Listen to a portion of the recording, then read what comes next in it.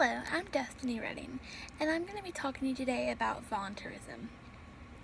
While driving down my local highway, I see a lot of things, a lot of stores, but really a lot of restaurants. 3 McDonald's, 4 Starbucks, and everyone just swings in, grabs a burger, buys a drink whenever they need a boost of energy. But what we seem to miss is that the people standing outside, starving, digging through the trash, looking for food. And today, I chose not to overlook that. I stopped and saw a man at a local restaurant, and I asked him, "Sir, let me buy you lunch. I know you're probably going to say no, but I really want to." He agreed, finally, after a little consideration, and I found out a lot about him. He was a veteran from Afghanistan. He had served 2 deployments. He suffered from PTSD and couldn't get the help he needed. So instead of trying to get the help and going back and forth and fighting with a lot of people, he decided to just leave his family. He didn't want to hurt anyone out of something he couldn't control. This just goes to show that we can't judge a book by its cover. Somebody could be starving. It could be your brother. It could be your uncle. It could be your sister. It could be your best friend. And you'd want someone to reach out and help them. As volunteering, I decided to choose Morrow Presbyterian Food Pantry. This is because within the community, I have heard wonderful things about them, that they reach out to help others, they try to find food that people really need, and that they're making a big impact. So I wanted to be a part of it, to get to experience it, see different cultural backgrounds, different age groups, get a slice of the pie that had everyone included. Some duties that I done while I worked at this food pantry. I went with the volunteers to pick up the food items from the main distributor in Atlanta. We went up there, drove up there, got our food, loaded it, came back to our facility, stocked it, labeled it, separated it for people who were receiving it. I helped dispense items to recipients. As I did that, I got to know them, got to ask them about their lives a little bit. I helped them fill out paperwork so they were able to receive the goods. I also helped network.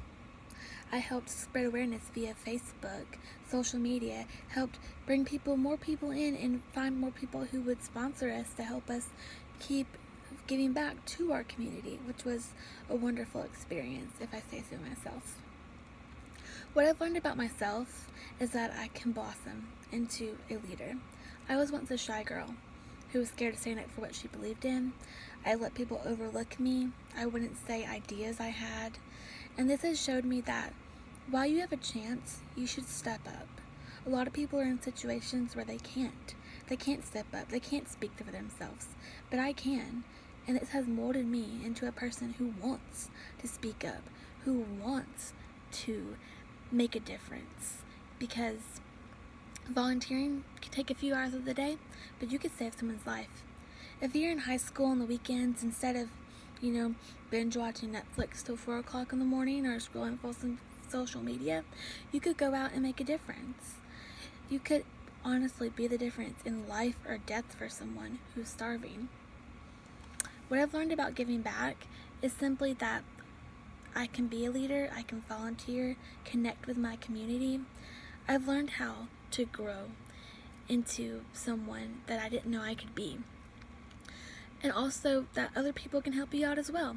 I wanted to be an occupational therapist. I couldn't find anyone to help me get to this point because I had to shadow an occupational therapist. Nobody wanted to let me do it within my community. 2 weeks of volunteering, another volunteer's wife was an occupational therapist who agreed to let me come shadow her. This just shows that it's a revolving door. You help someone, they could help you. It can make a big difference in everyone's life. If you think about it, if you're in high school and you want to boost your GPA, or you're looking at the football games, somebody was a leader who decided to make the Hope Scholarship. A leader decided to build the football fields. You can be a leader. You can make a difference.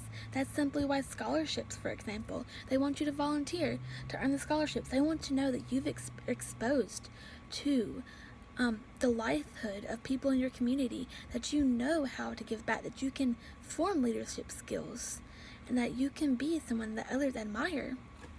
And would I do it again? Of course. It's not as when I would do it or if I would do it, it's tell me when you need me, because I'm going to come. I'm going to help others. The joy it brings me, even though I have a busy schedule between school and work, the joy that it's helped me come out of my comfort zone and change my life is something that I'll never be able to fully repay, but I will always try my best to. As for my volunteer service plans for the future, I plan to stay in school. I'm going to volunteer and work. I want to work with special needs children, so I'd love to work for the Special Olympics. There's also a local cheerleading team who has special needs athletes, and they need volunteers, which is also a hobby of mine, so I'd love to volunteer there. But I'm definitely going to try my best to volunteer in a lot of different societies and a lot of different groups, so I can have a wider variety of understanding others. And when I look at how social change theory how it explains my situation, social change theory deals with making a difference and being different, making the difference for not you, but for everyone. Someone who did this was Martin Luther King.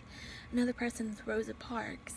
They didn't do it just for them. They did it for everyone. And that's what I'm doing. I'm looking beyond myself. I learned how to open my eyes up to others. Just because you're starving on the streets don't mean that you didn't have a story of how you got there. Doesn't mean you just got out of jail or that you're doing drugs. It means that you're in a position where you desperately need help and someone to lean on. A difference that everyone, some experience, they always need someone. And honestly, I was able to gain and build leadership skills, identify goals, and help mold myself for the future.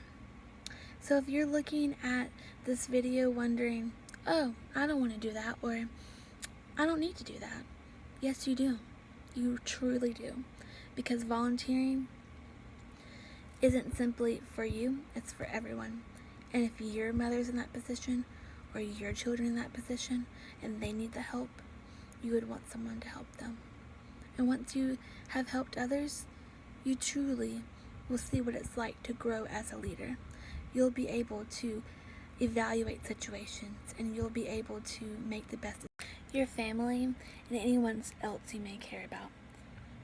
Volunteering is the key to a healthy, happy future for our society, and I hope that you'll come with me and help make this possible for everyone.